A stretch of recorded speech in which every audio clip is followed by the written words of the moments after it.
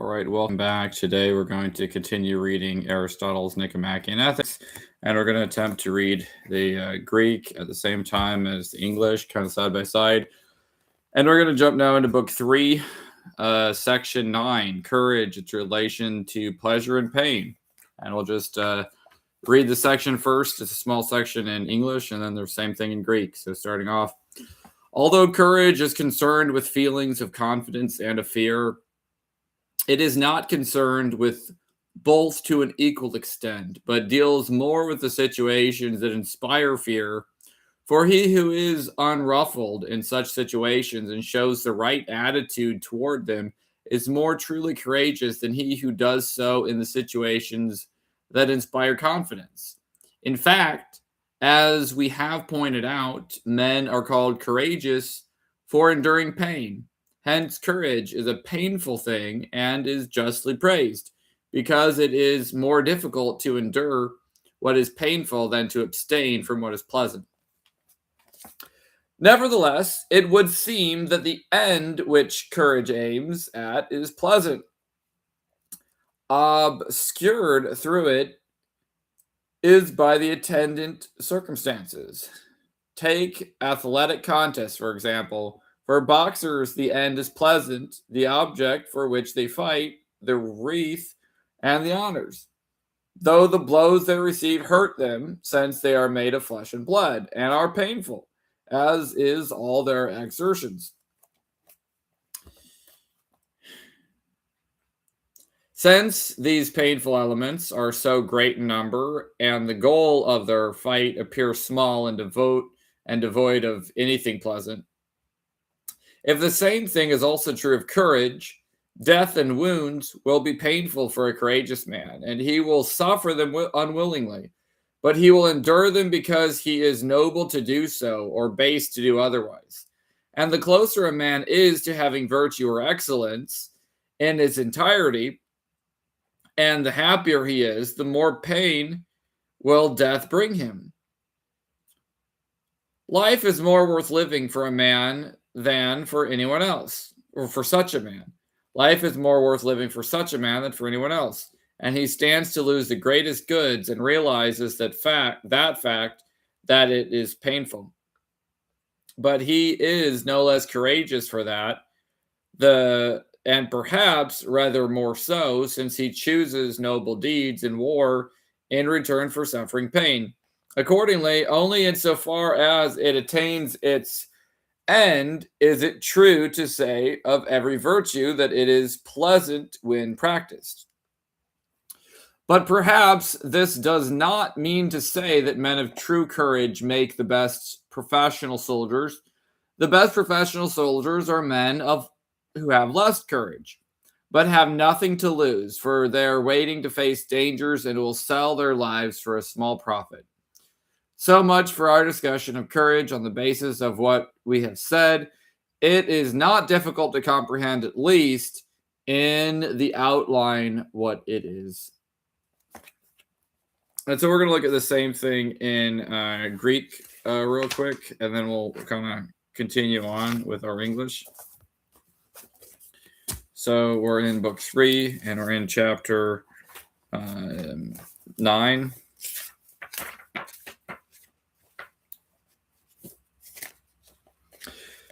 Perithari the Kefovus Iandria usa homios periantho estin. Allah malon peri ta favora ogar intutis atarakos ke peritaf os the echon andrios malon e o peri ta tharalea. To thee ta lipira ipomenin os irite, andrii legonde, the ke epilipon e andria, ke dikeos epenite, halapoteron gar ta lipira ipomenin, eton itheon apecheste. Umin Allah doxian an ina tokatatin andrian telos ithi. Iboto ipoton kiklo to aphanesista eon kan t gymnikis agosi ginata tisgar pictus to mantelos ethi uenica o stephanos ke etime to the tiptista al ginon hyper sarkini ke lipiron ke pasoponos the to pola taftina mikron on to uenica then the fenita echin the tiutonesti ke to peritin andrian o manthanatos ke ta travmata lipira to andrio ke akon di este ipomeni that afta oti kalon ioti escron to me ke oso on malon tinoretineki pason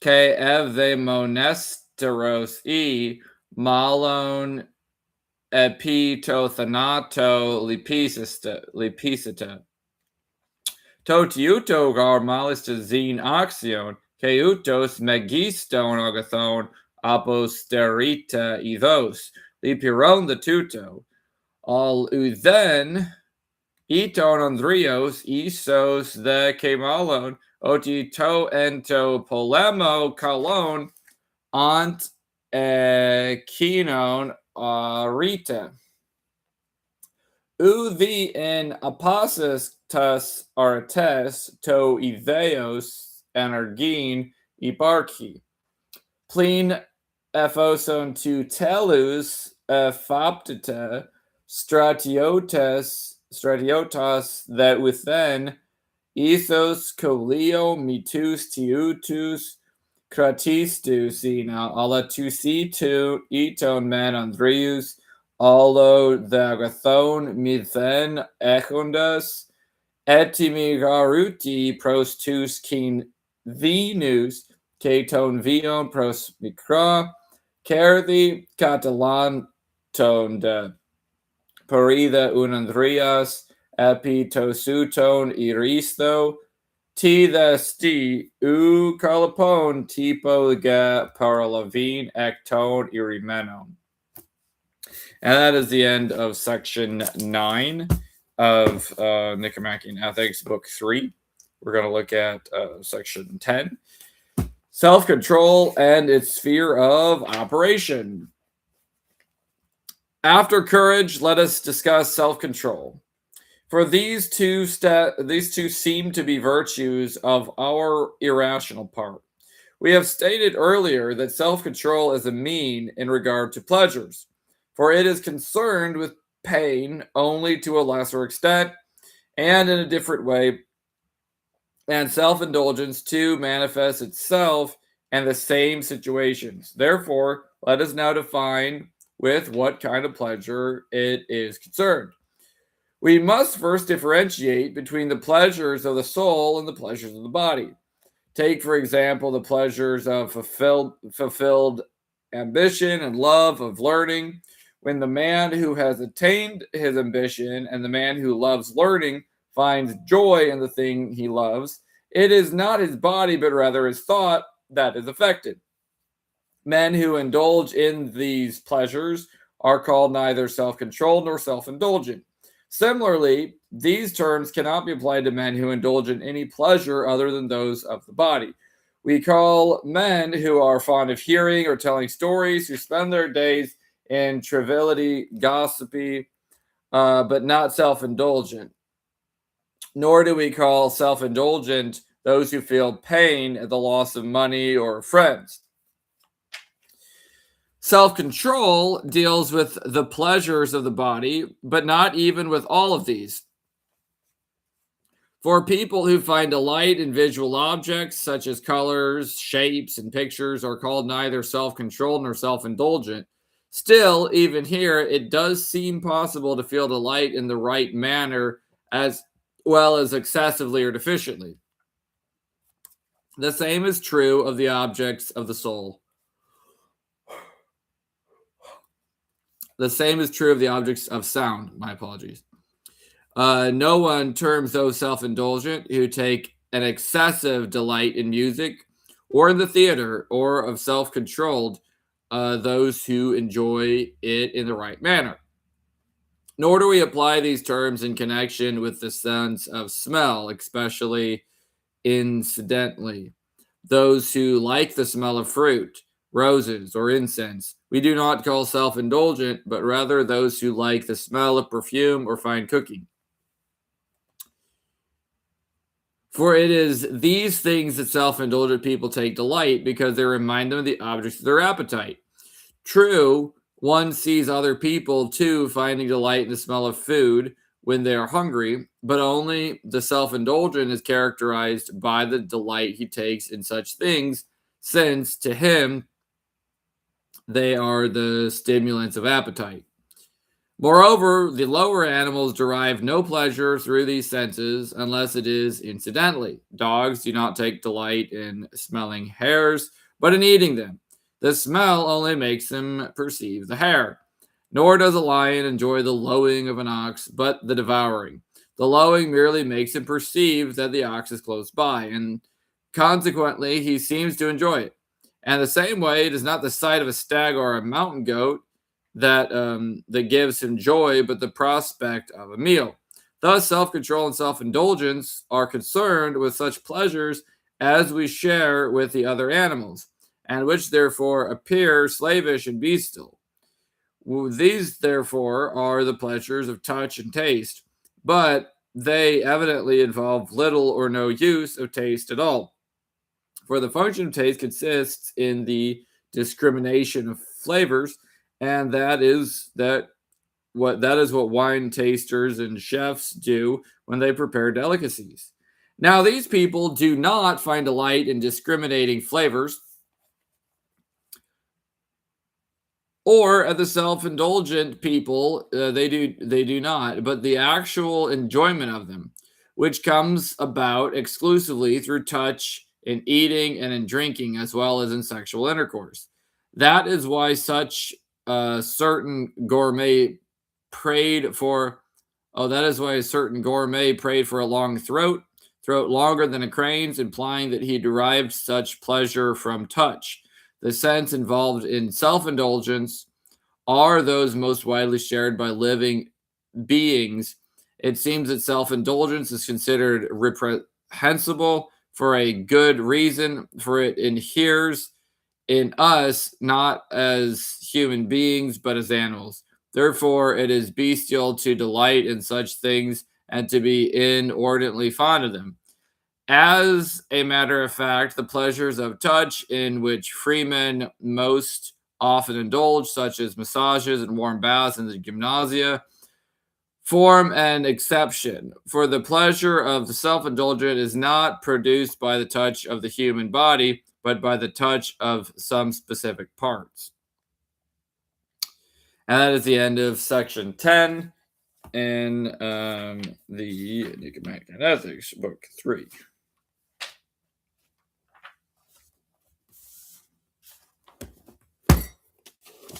We'll look at the same thing in Greek.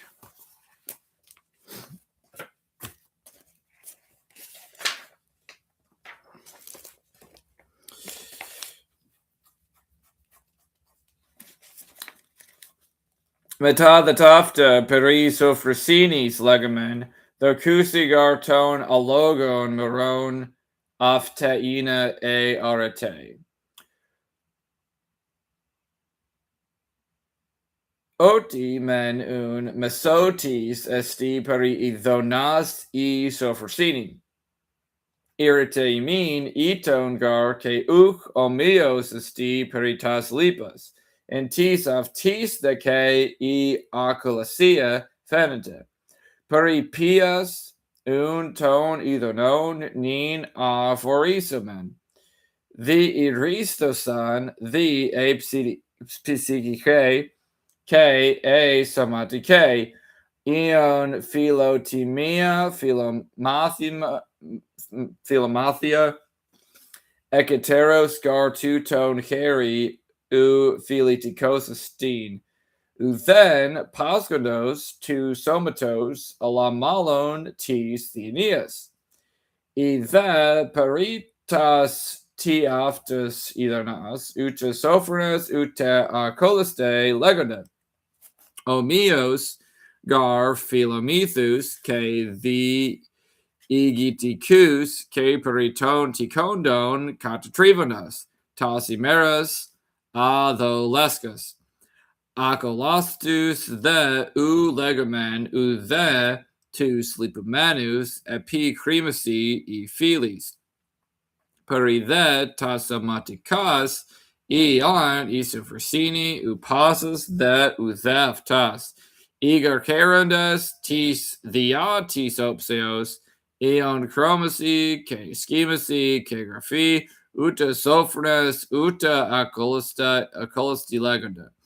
Keti doxiananina ke osti herin ke tutis ke kath iborvolin ke ellipsine. Omios de ke en tis peritin acoin tuscar per vevlimenos carondas melasine e hypocrisi uthis acolastus legi.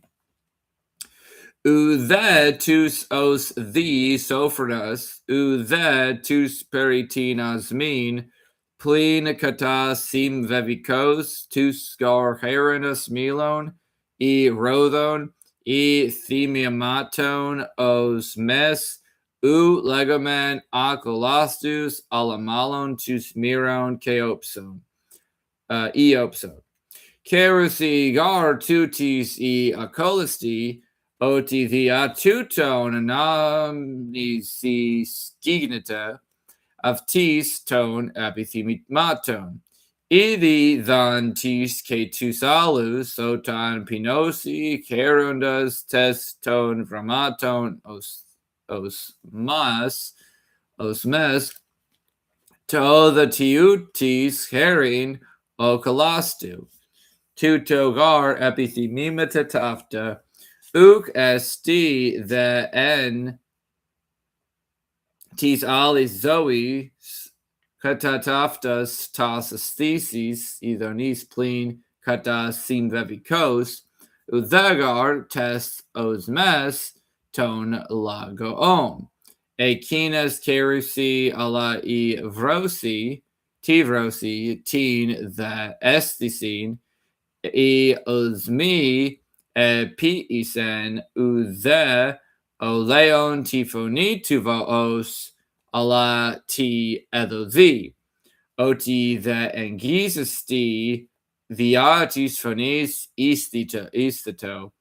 Ke herin the tafti fenete. Omios the uth izon e evron elephon e agrion ega Allah oti voran exi, peritas tiavtas the idanas ipsofrosini, ke e acalasia esti, on ke tali pa zoa, kinoni, othan, anthropodothes, ke theriothes, fenunda. After the isin, afi ke gevsis, fenunda the ke t gevsi, epi micron e uthen Christa. Tiscar gevseosusti crisis ton himon. Oper piusin e tus enos thokimazondas ke taupsa artiondas u pani the heresy tutis e uk ega acolisti ala ti apolavsi ke gignita pasa the afis ke NCTs ke en potis ke test afro the seas legomanis. The OK evxatotis obsophagos onton fariga avto mikoteron geranu genesta os idomenos ti afi ki notitati the ton esthi seon kath in e akalasia ke doxian on the chaos ep oni the stosina oti uch ianthropiasmen eparchi al izoa to the tiutis carrying kemalis dagapon theoriothes kegar a elev theriota te ton diatis afis idhonon afirinde Ion ant schemnosiis theatripseos ketis thermosias gignomena ugar peripan tosoma tu akolastu afi ala peritina meri. And I believe that is the end of section 10 in the Nicomachean Ethics. And so I believe we will stop there for a break here, and we'll continue on with self-control and section 11.